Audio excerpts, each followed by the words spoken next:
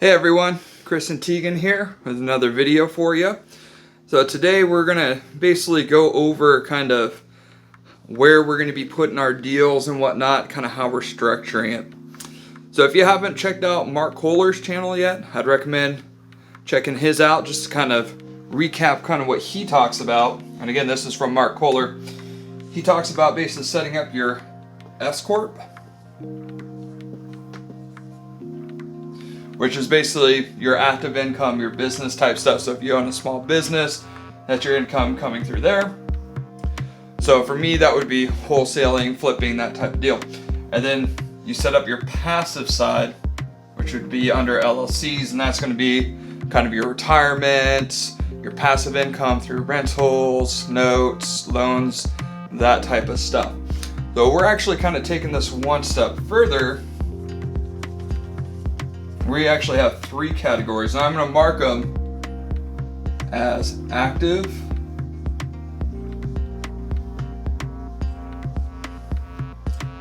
semi-active,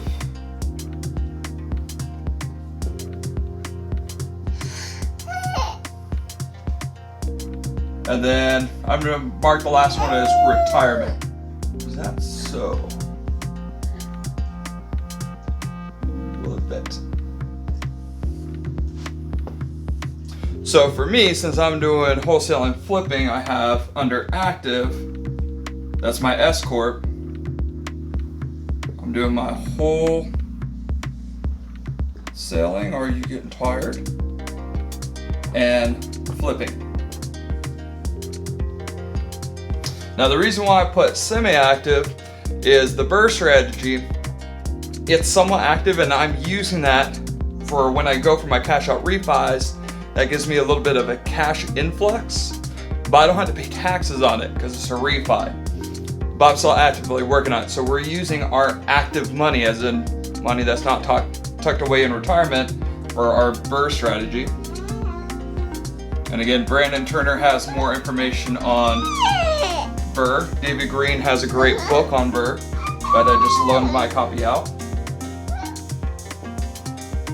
Now under retirement, I don't want to put too much of my own work into retirement. That's money that I want to kind of just let work for itself, build up over time. So for me, I'll pay a little bit more for my turnkeys. And basically, if you don't know what a turnkey is, basically means an investor went in, found a deal, fixed it up, got a property manager in there, and then they go to sell that whole entire package. So you got to find a good turnkey company if you're going to go that route, because some people kind of skimp out on that rehab work. But we found a pretty good one. Rent to Retirement. I'm not sponsored by them or anything like that. They're just a company I've researched, and I talked to the owner, Zach, so I highly recommend them. Another thing I'll probably end up doing with retirement is notes.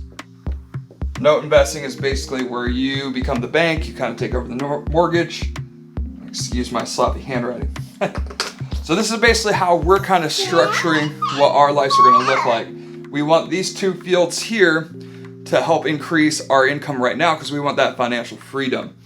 So wholesaling and flipping, that's going to give us kind of the big cash up front. The problem with that is you got to pay the capital gains tax, which can be decently high. You know, that could be a third of what you make. So if you do a $100,000 flip, you're probably looking at about $33,000 to $35,000 going to the government. You're just so talkative today. Then from there, to help kind of increase our current income, we're going to basically be doing our BRRRRs like we've been doing. And what that means is we'll be building up kind of, you know, our rental portfolio. So we'll be getting that check in the mail every month from our renters. You know, we'll still have to take care of repairs and stuff like that. Luckily, we got property management in place for all that. And then, of course, when you go to cash out refi, that's when you'll get kind of that cash influx on the back end of the deal. And then under retirement, what we're doing is we're self-directing in IRAs. And eventually, as we kind of build up our active side, we'll be looking at solo 401ks and stuff like that. Again, Mark Kohler has great resources if you ever have questions on self-direct retirement plans. In fact, if you just look up Mark Kohler self-direct IRA, he talks a lot about that. And in case you didn't know, most people think that their retirements, their 401ks and IRAs are stuck basically in the stock market. And that's not necessarily true. Now, if you're going through a company like Fidelity pretty much makes their money in the stock market, so they're only going to be in the stock market. They're not going to tell you that you can invest your money elsewhere. If you're going to self-direct, you can really invest in almost everything. There's some things you can't invest in, like collectibles. But again, Mark Kohler has more information on that. So if you all ever have any questions, make sure to kind of send me a message or hit me up on Facebook, wherever. As always, do your research before looking up any of this. And I'd encourage you all come up with what your financial game plan is. I think that's kind of a issue we definitely saw prior to kind of this whole lockdown situation, is everyone spending. I mean, the average American only had I think it was a couple thousand in savings. Now we're seeing a mass influx in savings because everyone's worried, but it's always good to kind of have your financial structured for you ahead of time.